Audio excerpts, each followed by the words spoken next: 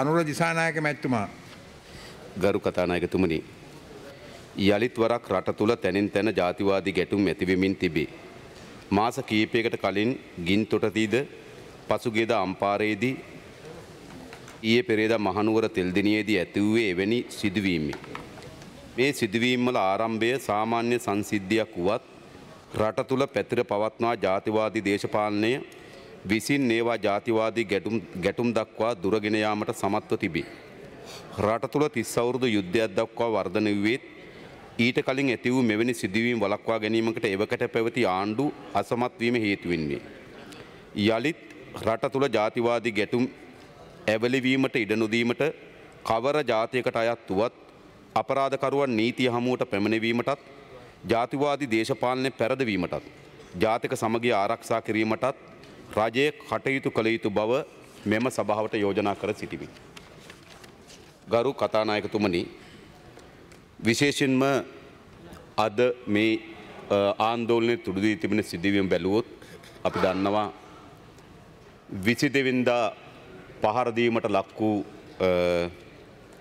කුමාරසිංහ කියන 42 වැරදි මහත්මයා පසුගිය දෙවනිදා මිය යනවා. එය කුමාරසිරි මහත්මයා සිංහල වන අතර ඒ පහර දීමට භාජන වූ අය මුස්ලිම් අය. විශේෂයෙන්ම මේ ඝාතනය ඒ මිය ගියපු මැද මහනුවර කුමාරසිංහ මහත්මයාට අපේ කනගාටුව ශෝකය අපි පළ කරන්න ඕන. ඒ වගේ මේ සිදුවීම් පදනම් කරගෙන ඊයේ පෙරේදා දෙදින තුළ ඇති වූ සිදුවීම් වලින් තාමත් පහව නොගොස් තිබෙන සිදුවීම් වලින් 28 ඇවරදි අබ්දුල් බාසික් නම් මුස්ලිම් තරුණයෙක් මිය ගොස් තිබෙනවා. ඔහුටත් අපේ කනගාටුව ශෝකය අපි පළ කරනවා. ගරු කතානායකතුමනි, මේ ජීවිතවලට මේ සිදුවීම් වලට අපි කනගාටු වීමෙන් ශෝක වීමෙන් පමණක් පළක් ලැබේවි කියලා අපි විශ්වාස කරන්නේ නැහැ. ඒ මොකද දේශපාලන ව්‍යාපාරයක් හැටියට අපිත් මේ රටේ පොදු ජන ව්‍යාපාර විශාල ප්‍රමාණයක්. අපේ රටේ මේ වර්ධනය වෙමින් තිබෙන ජාතිවාදයේ පරාජයට පත් කිරීම සඳහා බොහෝ කාර්යයන් ඉටු කරලා තිබෙනවා. අපි ඕනෑම සිදුවීමක් අර්ථකථනය කිරීමේදී සහ ඒ සිදුවීම් හරහා මතුවිය හැකි ජාතිවාදී ප්‍රවණතාවයන් පරාජයට පත් කිරීම වෙනුවෙන් සියලු ජන කොටස්වල සම අයිතිය, භාෂාවේ අයිතිය, ආගමේ ඇදහිීමේ අයිතිය, තමන්ගේ සංස්කෘතිකයේ අයිතිය පිළිගන්න දේශපාලන ව්‍යාපාරය. ඒ නිසා අපි කාලයක් මුළුල්ලේම උත්සාහ කරමින් තිබුණා මේ ජාතිවාදයට එරෙහිව ජාතික සමගිය ගොඩනැගිය යුතුයි කියන තේමාව සටන අපි මා රටේ දියත් කරලා තිබුණා. හැබැයි ගරු කතානායකතුමනි, ඒ ශිෂ්ට සම්පන්න සටන, ඒ ශිෂ්ට සම්පන්න දේශපාලනය එක් ජාතිකත්වයක් හුදකලා කොට වෙනස් කොට සැලකීම වෙනුවට සෑම ජන කොටස්වල සාධාරණ අයිතීන් සම ලෙස පිළිගන්නා ශිෂ්ට සම්පන්න දේශපාලනය පරාද වී තිබෙන බව තමයි පෙන්눔 කර තිබෙන්නේ.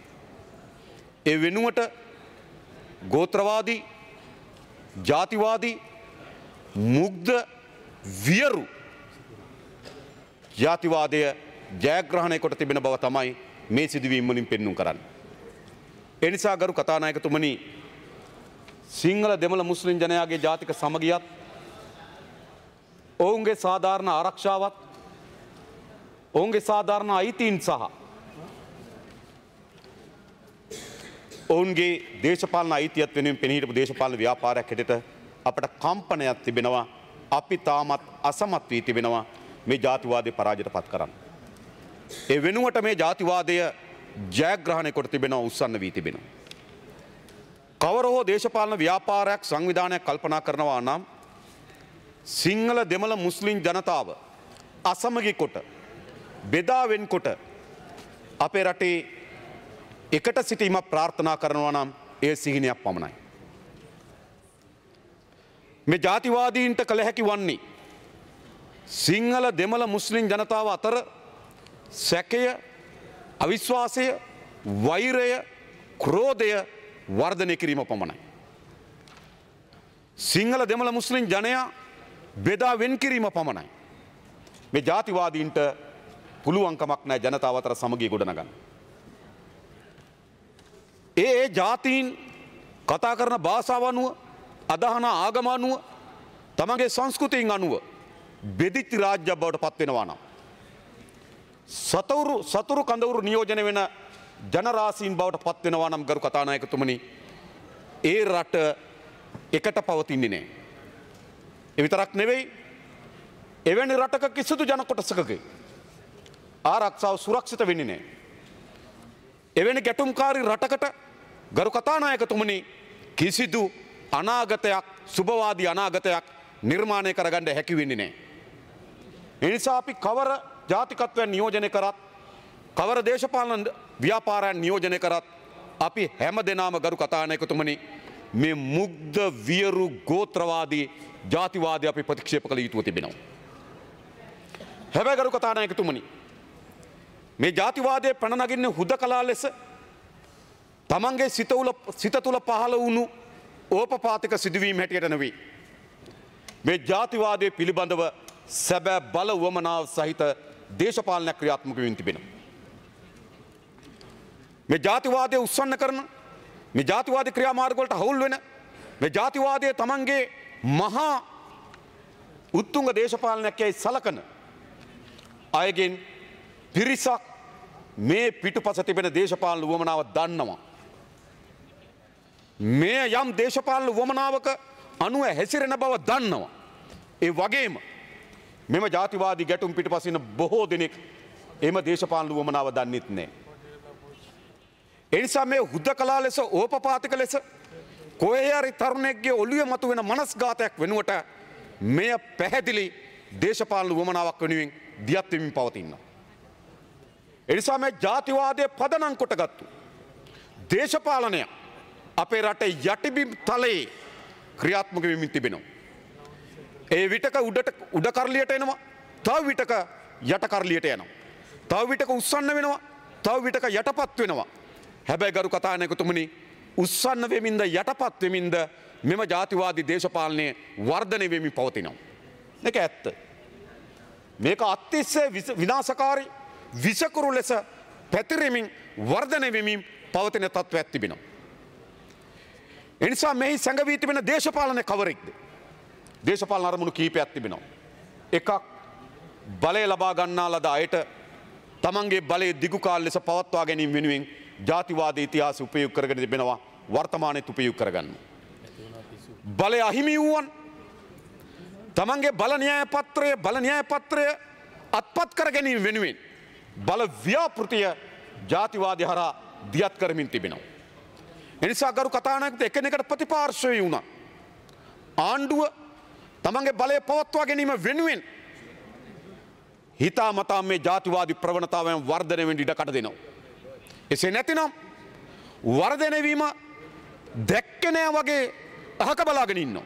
මේක ඇත්ත තත්ත්වය. මම කියන්න තමුන්නාන්සේට සාධකත් එක්ක පිළිගන්නේ නැත්නම් පිළිගන්න වෙනවා. තමුන්නාන්සේලා ආර්ථික වශයෙන් අසමත් වෙච්ච රාජ්‍යයක් ගොඩනගලා තිබෙනවා. තමුන්නාන්සේලා ජනතාවගේ පොදු ජනතාවගේ අයිතිවාසිකම් සුරක්ෂිත කරගන්න බැරි රාජ්‍යයක් ගොඩනගා තිබෙනවා. මේ සිදුවීම් විශේෂම පළාත් පාලන මැතිවරණයෙන් පසුව වර්ධනය වී තිබුණත් තමුන්නාන්සේලාගේ ගැටලුව වී තිබුණේ කුමක්ද? අග්‍රාමාත්‍ය ධූරයේ කවුරු වාඩි වෙයිද? තමගේ අමාත්‍ය ධූරය වෙනුවට වෙන අමාත්‍ය ධූරයක් තමන්ට ලැබෙයිද? ඒ අමාත්‍ය ධූර අරාමාත්‍ය ධූර වලට වඩා මුදල් සංසරණය වෙන එකක්ද? ඒක තමයි තමුන්නාන්සේලා ගැටලු බවට පත් වෙලා තිබුණේ. තමුන්නාන්සේලාගේ බොහෝ අය පෞගේ දවස්වල මාධ්‍ය හරහා කරපු සෑම ප්‍රකාශයක් පිටපස්සෙම තිබුණේ. අනතාව පිළිබඳ තමුන්නාන්සේලාගේ තියෙන වගකීම සහ බැඳීම නෙවෙයි. තමුන්නාන්සේලාගේ හැම ප්‍රකාශයක් ඇතුළෙම තිබුණේ පෞද්ගලිකව තමුන්නාන්සේලාගේ බල ව්‍යාපෘති ආරක්ෂා කරගන්නේ කොහොමද? දියත් කරන්නේ කොහොමද කියන උවමනාව. අගමැතිකම රැකෙයිද නැද්ද?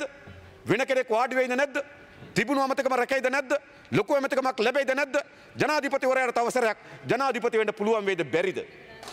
එනිසා රටේ ජනතාව පිළිබඳවත් ජනතාවගේ අයිතීන් වාසිකම් පිළිබඳවත් බැඳීම මුළුමනින්මත් කරන ලද තමුන්නාන්සේලාගේ පටු බල වමනාව වෙනුවෙන් පසුගිය මාසේ දැන් මැතිවරණයෙන් පසු කාල පරිච්ඡේදය දියත් වෙමින් තිබෙනවා. මැතිවරණ පෙරත් එහෙමයි.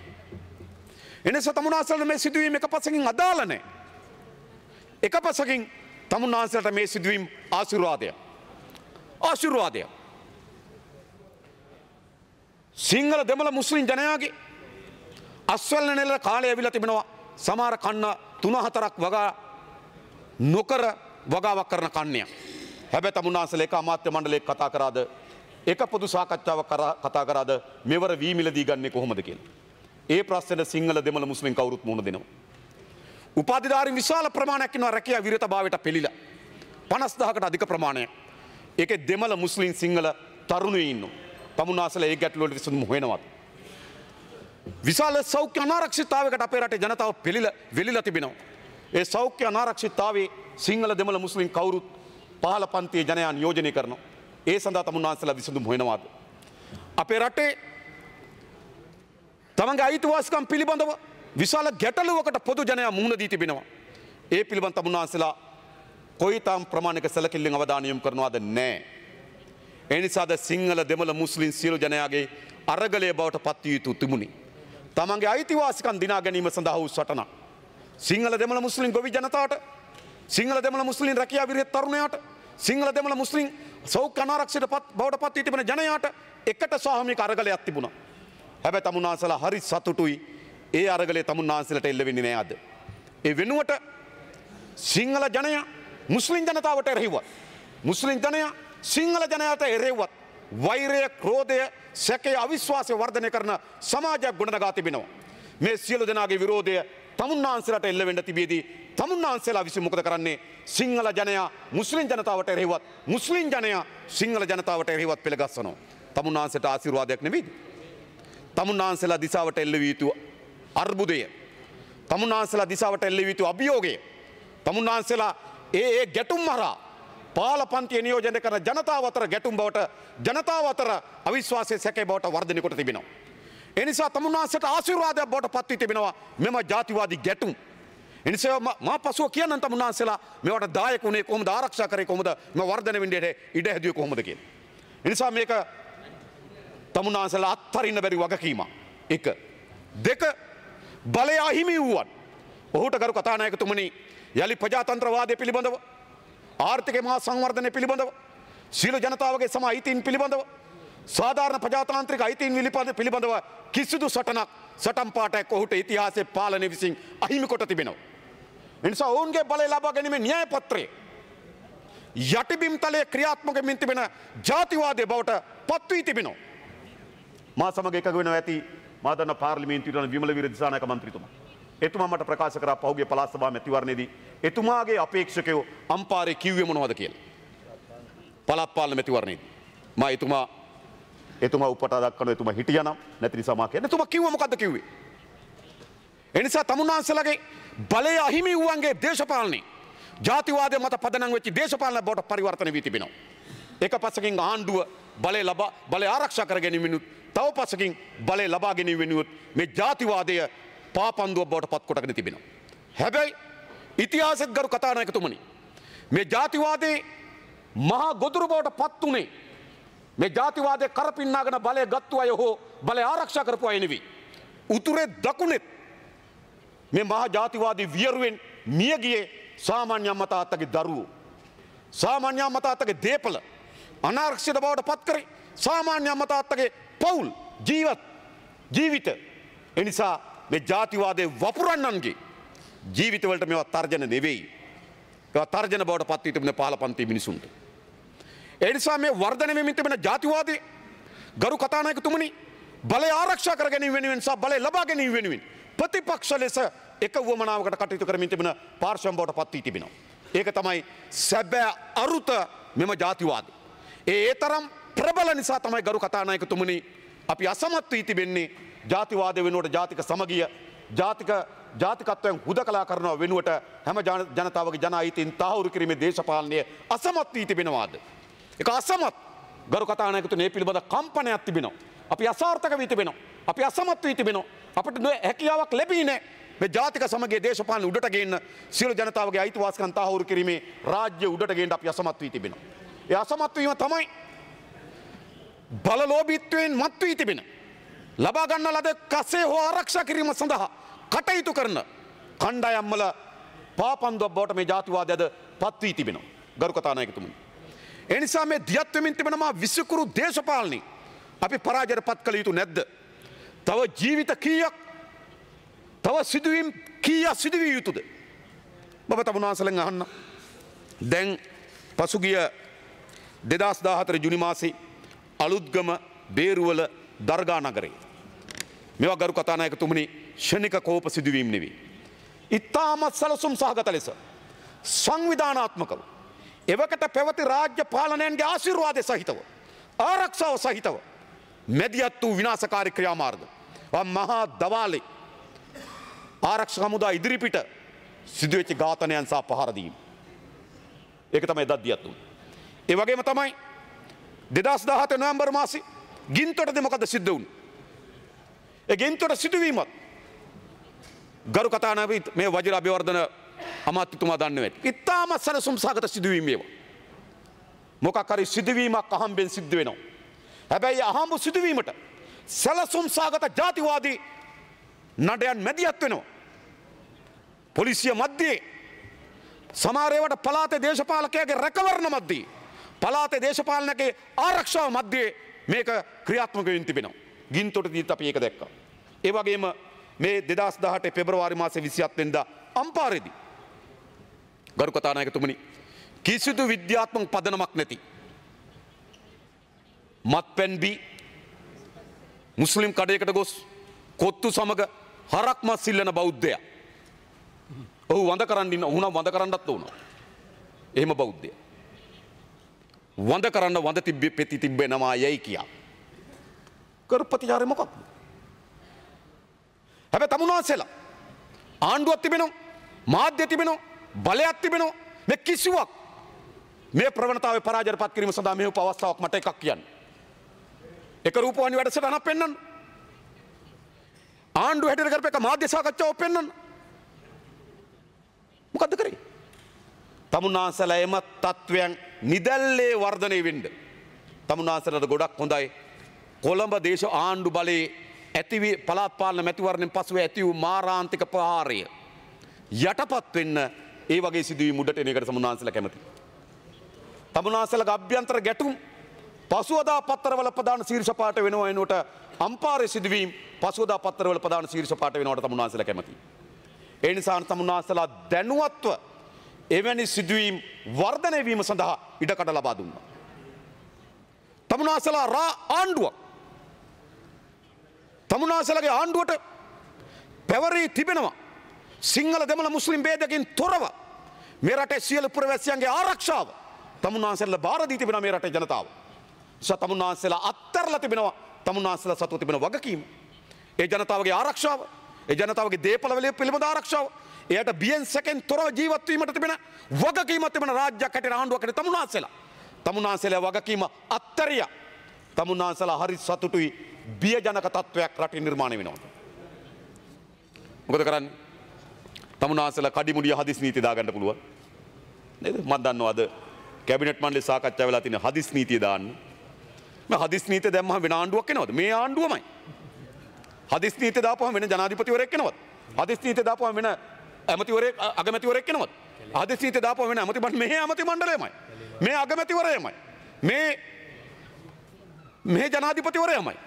මේ ජාතිවාදී ප්‍රවණතාවයන් වර්ධනය වීම සඳහා දැනුවත්ව සැලසුම් සහගතව නිහඬව ඉඳීමෙන් ආශිර්වාද දරපු කණ්ඩායම තමයි හදිස් නීතිය යටතේ පාලනය කරන්නේ. හැබැයි තමුන්වහන්සේලා මෙවැනි තත්ත්වයන් උපයෝග කරගන්නවා ජනතාව මර්ධනය කිරීම සඳහා මර්ධන නීති ගේන්නේ. ඒකයි තමුන්වහන්සේලාගේ අදහස. මේක හොඳයි. ඇයි තමුන්වහන්සේලා හෙට නේද හම්බන්තොට වරායේ නැගෙනහිර ජැටිය විකුණනකොට ත්‍රිකුණමල තෙල් ටැංකි සංකීර්ණ විකුණනට සැලසුම් කරනකොට හම්බන්තොට මත්තල ගුවන්තොටුපළ විකුණනට සැලසුම් කරනකොට තමුන්වහන්සේලාගේ මේ විනාශකාරී ආර්ථික ප්‍රතිපත්තියට එරෙහිව මේ රටේ ජනතාව පෙළ ගැහෙනවා. ඒ පෙළ ගැහෙන ජනතාව මර්ධනය කිරීම සඳහා තමයි තමුන්වහන්සේලා මේ හදිස් නීති උපයෝග කරගන්නේ. තමුන්වහන්සේලාට කිසිසේත්ම මේ වර්ධනය වෙමින් තිබෙන ජාතිවාදී ප්‍රවණතාවයන් පරාජයට පත් කිරීම සඳහා හදිස් නීතිය අවශ්‍යතාවය තිබෙන සාමාන්‍ය නීතිය ඕනෑවටත් වඩා ප්‍රමාණවත් වුණා. තමුන්වහන්සේලා හරියට සාමාන්‍ය නීතිය ක්‍රියාත්මක කරනවා. හැබැයි තමුන්වහන්සේලා අද උත්සාහ කරමින් තිබෙනවා සාමාන්‍ය නීතිය යටපත් කරලා හදිස් නීතිය කැඳවන්න අන් කවරක් සඳහාවත් නෙවෙයි ජනතාවගේ පොදු අයිතිවාසිකම් පිළිබඳ සටන මර්ධනය කරන්න. මේකයි. එනිසා මේවා බොරදිය මාළු බානවා වගේ සමාජයේ මහ කැළඹීමක් ඇති වී තිබෙනවා. ජාතිවාදී ගැටුම් උස්සන්න වී තිබෙනවා. ඒ උස්සන්න වූ ජාතිවාදී ගැටුම් සමනය කරනවා වෙනුවට තමුන්නාන්සලාගේ සතුව තියෙන මර්ධන නීති, මර්ධන හස්තය ශක්තිමත් කර ගැනීම සඳහා තමයි අද කැබිනට් මණ්ඩලයේ තීන්දුව අරගෙන තිබෙන්නේ. තමුන්නාන්සලා හදිසි නීතිය සම්මත කරා කියලා තමුන්නාන්සලාගේ දේශපාලන උවමනාව වෙනස් වෙන්නේ නැහැ. තමුන්නාන්සලා හදිසි නීති සම්මත කරා කියලා ජනතාවගේ උවමනාවන් තමුන්නාන්සලා ඉටු කරන්න සමත් වෙන්නේ නැහැ. තමුන්නාන්සලා හදිසි නීති උපයෝග කරගන්නේ ජනතාවගේ පොදු අයිතිවාසිකම් පිළිබඳව සටන් මර්ධනය කරන්න පමණයි. ඒ වගේම ගරු කතානායකතුමනි මේ දිගන සහ තෙල්දෙනිය පළාත්වල ඇතිවෙච්ච සිදුවීම අපි දන්නවා 22 වෙනිදා මේ ගැටුම සිද්ධ වුණේ. සිංහල රියදුරෙක් සහ මුස්ලිම් තරුණයන් ගමන් කරපු ත්‍රිවිල් රථයක් අතර පාරේ ඇතිවෙච්ච ගැටුමක් දුරදිග ගොස් සැලසුම් කොට රැකවලා සිට ඒ කියන්නේ පාර වහමින් එනකන් සිට අල්ලා පහර දී මාරාන්තික තුවාල ඇති කරනවා 22 වෙනිදා රෝහල් ගත වෙලා නේද දෙවෙනිදා දක්වා නේද දින 10කට ආසන්න කාලයක පසු ඔහු මිය යනවා. දින 8කට වගේ කාලයක් පසු. හැබැයි අපේ රටේ ගැටුම් ඕන තරම් සිදු වී තිබෙනවා. ඒ ගැටුම් ගත්තොත් ගරු කතානායකතුමනි විශේෂයෙන්ම අපේ රටේ මිනිමෙරුම් මෙවැනි ගැටුම් මිනිමෙරුම් 2016 වසරේ සිදු වී තිබෙනවා 490ක්. 2017 වසරේ සිදු වී තිබෙනවා 452ක්. ඒ නිසා අපේ රටේ සිදු එකම මාරාන්තික ප්‍රහාරය හා එකම මිනිමෙරුම මේ දිගනදී සිදුවේ එක නෙවෙයි. 2014 17 452ක් සහ 2016 459ක් සිදු වී තිබෙනවා. අපේ රටේ ළමා දූෂණ 2016 291ක් 2017 232ක් ළමා දූෂණ සිදු වී තිබෙනවා. අපේ රටේ ස්ත්‍රී දූෂණ 2017 290ක් 2016 346 සිදු වී තිබෙනවා. නිසා අපේ රටේ ස්ත්‍රී දූෂණ සිදු වෙනවා, ළමා දූෂණ සිදු වෙනවා, මිනිමෙරුම් සිදු වෙනවා, අපරාධ සිදු වෙනවා.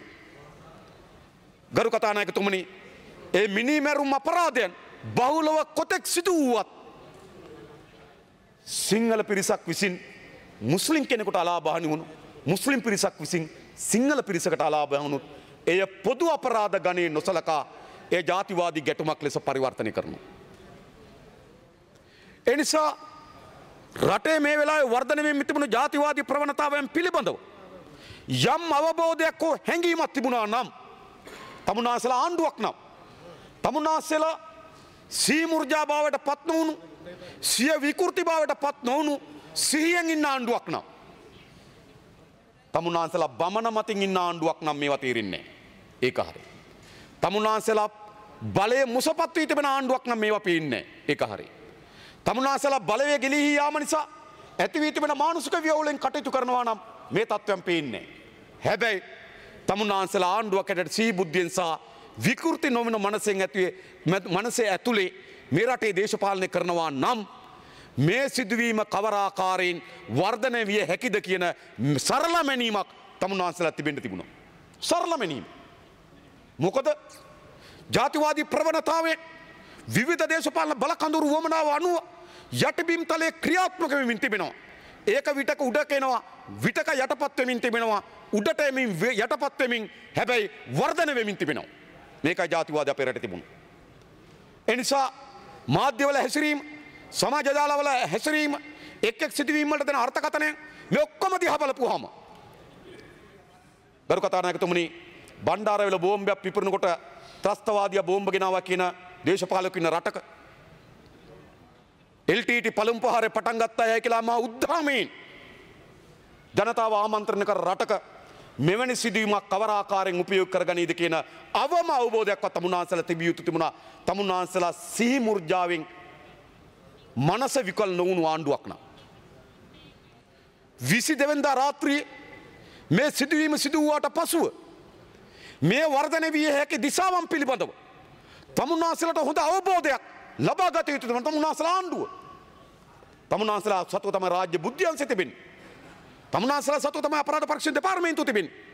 තමුන්නාන්සලා සතුව තමයි එක් තැන්වල මේ තමුන්නාන්සලා මේ පේන ආණ්ඩු වුණාට තමුන්නාන්සලගේ රාජ්‍ය මීට වඩා විහිදිලා තියෙන බව අපි දන්නවා. අපිට අග්‍රාමාත්‍යවරයෙක් පේන්න ඉන්නවා, සභානායකවරයෙක් පේන්න ඉන්නවා, ආණ්ඩු පක්ෂ සංවිධායකවරයෙක් පේන්න ඉන්නවා. හැබැයි තමුන්නාන්සලා මෙහෙම පේන්න හිටියට මීට වඩා රාජ්‍යයක් බිම්තලයේ තියෙනවා.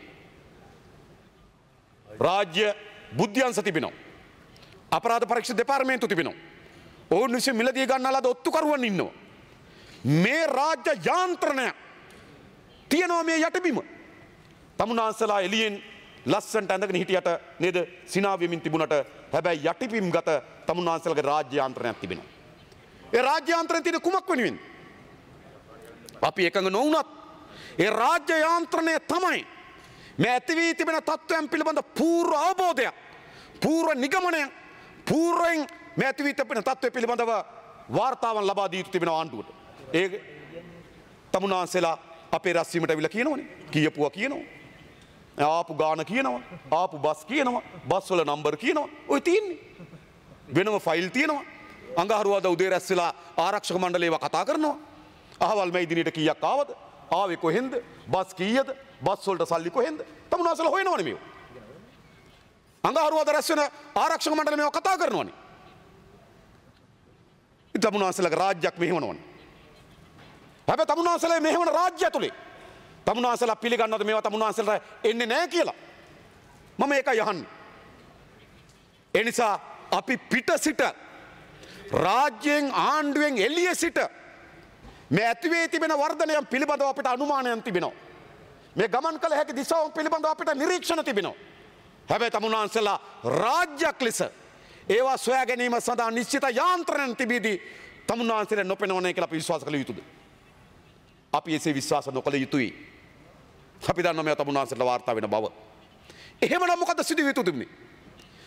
22 වෙනිදාගෙන් පසුව තමුන්නාන්සලා මේ ඇතිවිය හැකි තත්ත්වය පිළිබඳ පාලනය කිරීම සඳහා අවශ්‍ය වෙන වර්ධනය වීම වැළැක්වීම සඳහා අවශ්‍ය වෙන ක්‍රියාමාර්ග ගත යුතු තිබුණා. මොනවද ගත්තු ක්‍රියාමාර්ග කියලා මම දැනගන්න කැමතියි. 22 වෙනිදාගෙන් සිට ඊයේ හවස 3ට හමුදා ඊයේ හවස 3ට STF එක කැඳවන එකයි 3:00ට ඇඳිරි නීතිය දාපු එකයි අද උදේ ඇමති මණ්ඩලය රැස් වෙලා හදිස් නීති දාපුවයි නෙවෙයි. තමුන්නාන්සලා පශ්චාත් මරණ පරීක්ෂකවරු නෙවෙයි. මතක තබා ගන්න. තමුන්නාන්සලා ආණ්ඩුවක් ලබා දීලා තිබෙන්නේ පශ්චාත් මරණ පරීක්ෂණ කිරීම සඳහා නෙවෙයි. සිදුවුවාට පසුව සිදුවීම්.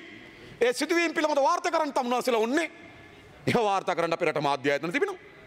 වාර්තා කරුවා අපිට ඕනේ නැහැ. පශ්චාත් මරණ පරීක්ෂණ කරුවා අපිට ඕනේ නැහැ.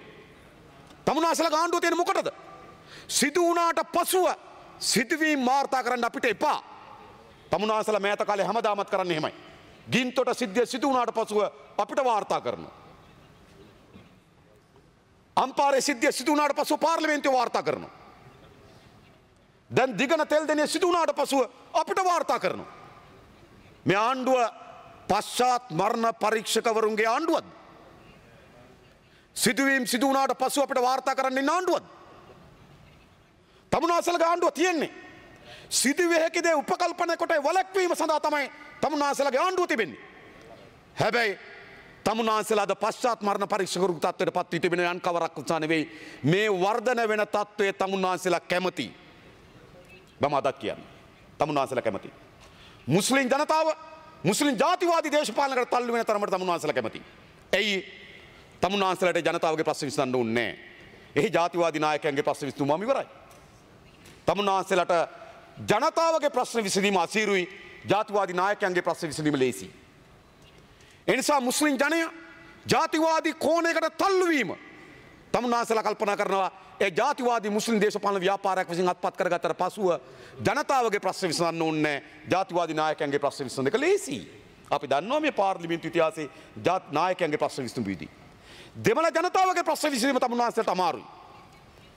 එනිසා තමුන්නාන්සලා අවධානය යොමු කරන්නේ දෙමළ ජනතාව මුහුණ දී තිබෙන ගැටලු වලට විසඳුම් මෙහෙවීම නෙවෙයි. දෙමළ ජාතිවාදී නායකයන්ගේ විසඳුම් සෙවීම. තමුන්නාන්සලා නායකයන්ට විසඳුම් හොයලා දෙන්න ලේසි. ජනතාවට විසඳුම් හොයලා දෙන්න අමාරුයි. තමුන්නාන්සලා සිංහල ජනතාවත් සිංහල ජාතිවාදී කෝණයකට තල්ලු කරන එක හොඳයි. තමුන්නාන්සලා සිංහල නේද බෞද්ධ මහා සංස්කෘතියේ මහා ප්‍රතාපවත් නායකයන් හැටියට පෙනී හිටමින් නේද අනිත් ඔක්කොම අපරාධ වසා ගන්න පුළුවන්කම තිබෙනවා. ඒ ඇඳ ගන්නා ඇඳුමින් විතරක්ම. ඒ නිසා තමුන්නාන්සලා ජනතාවගේ ගැටලු විසඳනවා වෙනුවට මේ ජාතිවාදී දේශපාලනය වර්ධනය වෙන එක තමුන්නාන්සලට හිත කරයි. ඒ ඉතිහාසයේ සිටම මේ උපයෝගී කරගත්තු බව අපි ඕනෑවටත් වඩා වැඩියෙන් මේ පාර්ලිමේන්තුවේ මේ කෙටි ඉතිහාසය අපි දැකලා තියෙනවා. ගරු කතානායක සත වර්ෂ ගණන් ඉතිහාසයට යන්න ඕනේ. අවුරුදු 30ක 35ක ඈතට ගියොත් තමුන්නාන්සලා මේවා උපයෝග කරගත්තු හැටි අපි ඕනෑවටත් වඩා දන්නවා. 1981 සංවර්ධන සභා මැතිවරණයේදී හරි සරල මැතිවරණයක් තිබුණි. දිස්ත්‍රික් සංවර්ධන සභා කියන යෝජනාව ගෙනාවීම ජාතික ප්‍රශ්නයට යම් විසඳුමක් ලෙස තමයි තමුන්නාන්සලේ පාර්ශ්වයෙන් යෝජනා කරේ දිස්ත්‍රික් සංවර්ධන සභා ක්‍රමයක් හදමු කියලා. හැබැයි ඒකට සාධාරණ ඡන්දයක් තියෙන යාපනයේ ජනතාව. ජනතාවගේ ප්‍රශ්න විසඳා ගැනීම සඳහා දිස්ත්‍රික් සංවර්ධන සභාවක් හදනවා. හැබැයි තමුන්නාන්සලා ජනතාවට එහි නියෝජිතයන් තෝරාපත් කරගන්න දෙන්නේ නැහැ. තමුන්නාන්සේලා පන්නලින් නේද කුරුණෑගලින් කෝච්චි පුරවලා ගෙනිච්ච යාපනයට. යාපනයේ සංවර්ධන සභා මැතිවරණේ ඡන්දි තෝරාගන්න ජනතාවට අයිති දුන්නේ නැහැ. ඒ වුණ කෝච්චි පුරවලා යාපනයට අරන් ගිහිල්ලා සමහර ඡන්ද පෙට්ටි පිරෙව්වේ පන්නල පොලිසිය. මතක තබා ගන්න. ගාමිණිලා 3 දෙනෙක් ගියේ. පන්නල පොලිසිය පිරෙව්වේ ඡන්ද පෙට්ටි. ඉතින් මෙහෙමනේ. අදත් මැතිවර කොමසාරිස්තුමාගේ වාර්තාවේ තියෙනවා ඡන්ද පෙට්ටි විශාල ප්‍රමාණයක් අතුරුදහන් කියලා යාපනයේ. ඇයි?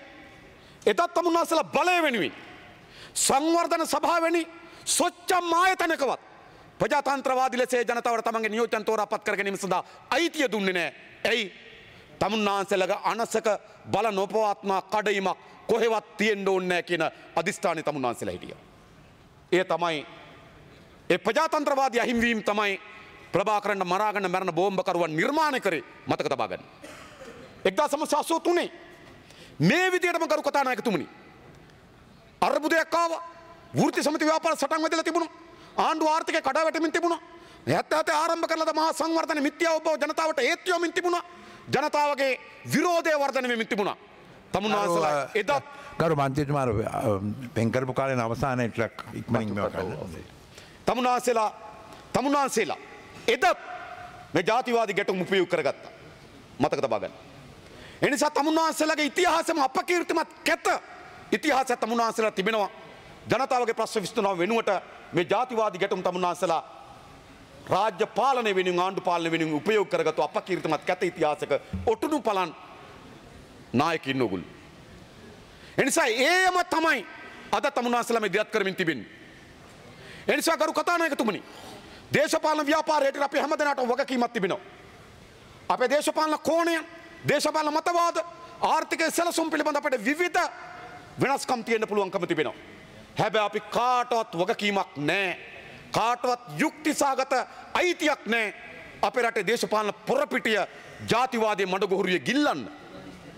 ඒ කාටවත් අයිතියක් නැහැ. කවුරුත් සිදු නොකළ යුතුයි.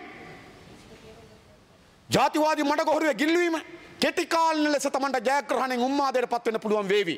හැබැයි දිගු කාලීන ලෙස අපේ රටත් අපේ රටේ ජනතාව අපේ රටේ පුරවැසියුණු නරකාදියකට ඇදගෙන යන එක ඉතිහාස ඕන තරම් අපිට ඔප්පු කරලා. හොඳයි ගරු මන්ත්‍රීතුමා එහෙමනම් අපි ස්ථිර කරන එක. කවුද ස්ථිර කරන්නේ? නෑ ඒක පොඩි වෙලාවක් විනාඩි 5ක් දෙන්න කතා කරලා. කවුද ස්ථිර කරන්නේ? අපේ නලින් මට විනාඩි 5ක් දෙන්න මම ඒක ඔස්සේ. ඒ නිසා කියන්නේ. ඒ නිසා එක දේශපාලන ව්‍යාපාර හැටියට මේ ජාතිවාදී ප්‍රවණතාවය අයත් වී යුතු තිබෙනවා, ප්‍රතික්ෂේප කළ යුතු තිබෙනවා. මේ රටේ මාධ්‍ය ආයතන විශාල ප්‍රමාණයක් තිබුණත් අතුරු මාධ්‍ය ආයතන ප්‍රබල වී තිබෙනවා. ඒ නිසා ඒවා අධීක්ෂණය කිරීම විශේෂම ජාතිවාදී ප්‍රවණතාවන් වර්ධනය කිරීම සඳහා දරන ප්‍රයත්නයන් වැළැක්වීම සඳහා කටයුතු කළ යුතු තිබෙනවා. ඒ වගේම මේ රටේ ජනතාවටත් වගකීමක් තිබෙනවා. ගරු කතානායකතුමා අවුරුදු 30ක යුද්ධයක් තිබුණා. මේ මහ පොළොව කඳුළු වලින් තෙත් වුණා. ලේ වලින් තෙත් වුණා. ඇතිතරම් දේපල නැතුණා, ජීවිත හිමි වුණා. අපි යුද්ධයකට ඕනවටත් වඩා වැඩියෙන් බැටකෑපු මිනිස්සුන්ගේ සමන්විත රාජ්‍යයක් අපේ පරම්පරාව යුද්ධ කරගෙන තිබෙනවා. අපි අහනවා අපේ දරුවන්ගේ පරම්පරාවටත් යුද්ධයක් ඇති කළ යුතුද? අපි කිසිවෙකුට අයිතියක් නැහැ. අපේ පරම්පරාව අවුරුදු 30ක් යුද්ධ කරගත්තා නම් අපේ අනාගත පරම්පරාවන්ට යලි අපේ රටේ යුද්ධයක් ඇතිවීමට දෙන ඉඩකඩ සියල්ල ඇවිරිය යුතු තිබෙනවා. ඒ ඇවිරීම විසින් මූලික වගකීමක් ආණ්ඩුවකට තමුන්නාන්සලාට තිබෙනවා ක්‍රියාත්මක වෙන්න.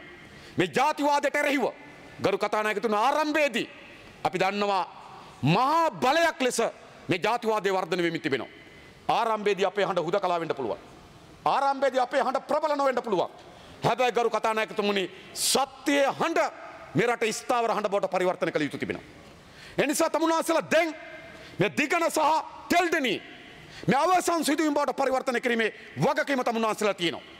කිසිදු ජාතිවාදීකට තමන්ට රිසිසේ ගෙවල් ගිනි තියලා කට ගිනි තියලා පුරවැසියන්ට තර්ජන එල්ල කරලා බියංකාර තත්ත්වයක් හදලා රිසිසේ ඔවුන්ට මේ රටේ ඔහේ ඕන දෙයක් කරන්න ඉඩකඩ තමුන්නාසල සකස් කරන්න දෙන්න ලෑස්තිද?